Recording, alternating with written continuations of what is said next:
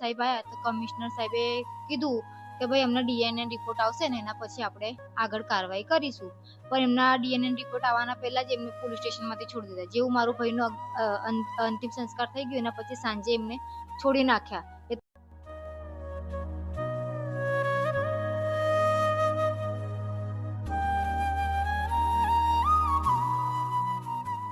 આખો દિવસ આખી રાત પોલીસ ચોકીમાં હતા, પણ પહેલા 3 જણનો ચહેરો બતાવ્યો ને એમને કે કોણ હતી, કોઈ નહીં. ને અત્યાર સુધી કોઈ પોલીસ વાળાનો કોઈ રિસ્પોન્સ નહીં. ના અમારે કોઈ આપ્યું નહીં, પોલીસ ચોકીમાં કોઈ રિપોર્ટ નહીં આપ્યો. અમને કહ્યું રિપોર્ટ કાલે આપું છું. સવારે 5 વાગે એ લોકોને લઈ ગયા, 5:30 બધા પોલીસ વાળા રિપોર્ટ કરાવવા. એ બી રિપોર્ટ નહીં આપ્યો, મારા છોકરાનો રિપોર્ટ નહીં આપ્યો, ના મોબાઈલ આપ્યો, ના કશું જ નહીં, કોઈ વસ્તુ મારા છોકરાને અમને આપી નહીં પાડી.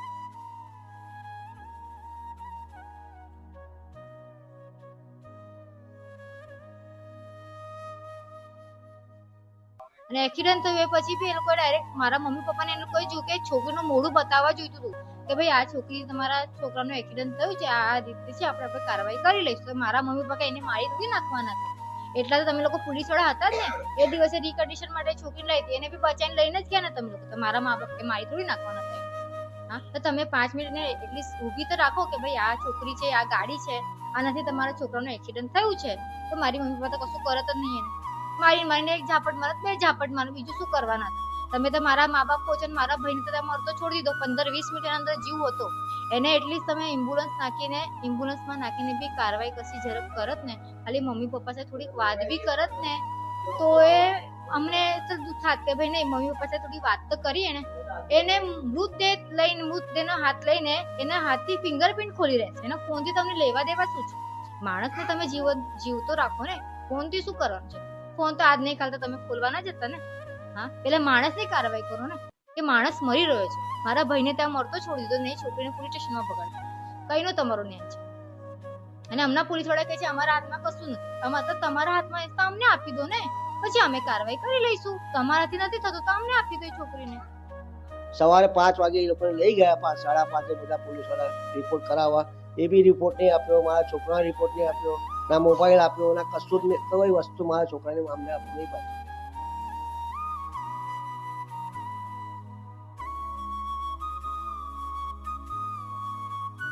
સવારથી 3 દિવસથી જઉં છું કે પેલા પોલીસ ચોકીમાંથી રિપોર્ટ લઈ આવો.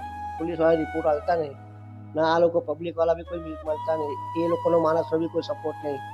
ભલે પૈસા વાળા છે, આપણે નો ડાઉટ કઈ પૈસા, સામેથી પૂછવા તો જોઈએ ને ભાઈ અમારો છોકરો ગયો છે, તારી છોકરી તો ફરે છે, તારા છોકરી જયારે 19 લાયસન્સ કઈ રીતે આવ્યો? જામીન કેમને બીજા દિવસે તમે જામીન આપી દીધી? અગર હું જ મર્ડર કર્યો હોય, તારા છોકરીને ગાડી પર હું ચડાવતો તો તમે શું કરતા? મને માં તાટિયા પેલા તોડી નાખીને પછી સેન્ટ્રલ જેલમાં નાખી દેત ને તમે. મને છોડત બીજા દિવસે? એ લોકો નહીં છોડત ને.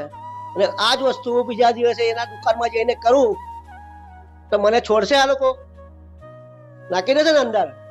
હું આમના કશું બોલું નહીં, મારા છોકરાને વિધિ પતવા દો, પછી આ બધું વાત કરીશ. તઈ લગી મારા સામે નહીં આવે ને, મને વચ્ચે કોઈને નાખવાનો નહીં કશે. મારા ડૂબે ડૂબ અમને આવીને મળવા. જો આ પરિસ્થિતિ તમે બતાવો બધા.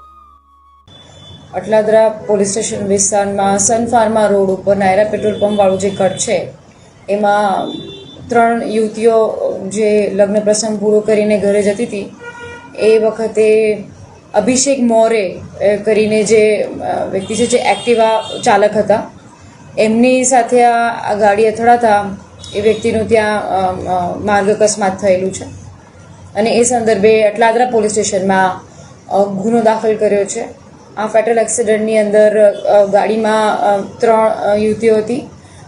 રિશિકા જે ગાડીનું ડ્રાઇવિંગ કરતી હતી, રિશિકા સદનાની, તનિષા અને વિસ્મય, આ 3 બહેનો એમના કોઈ લગ્ન પ્રસંગ પતાવીને પરત જતા હતા. એ દરમિયાન આ ઘટના બની છે અને આ ફેટલ એક્સિડન્ટનો ગુનો નોંધી અને રિશિકા સદનાનીની અટકની કાર્યવાહી કરવામાં આવી છે. એની મેડિકલ રિપોર્ટ અને એના અન્ય પરીક્ષણ પણ કરવામાં આવેલા છે. અત્યારે એની અટકાયત કરવામાં આવી છે.